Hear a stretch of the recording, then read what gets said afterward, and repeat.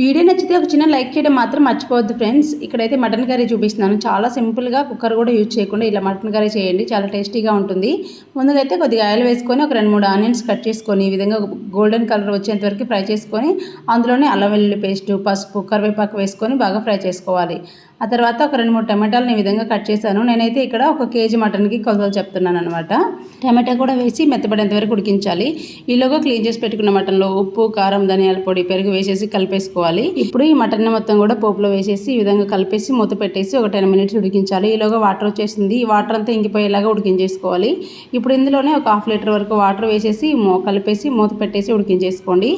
Mutton మాత్రం 80% ఉడికిన తర్వాత ఇందులో ధనియాల పొడి, మటన్ మసాలా, కొబ్బరి పొడి వేసేసి కొద్దిగా ఇష్టమైతే గరం మసాలా కూడా వేసుకోండి. వేసేసి ఒకసారి కలిపేసి కొద్దిగా కొత్తిమీర వేసి మళ్ళీ ఒక సిమ్లో పెట్టేసి ఒక 10 మినిట్స్ వదిలేయండి. మటన్ కర్రీ రెడీ అయిపోతుంది. చాలా టేస్టీగా ఉంటుంది. సింపుల్గా చేసినా కూడా. నచ్చితే like, share and subscribe. Thank you.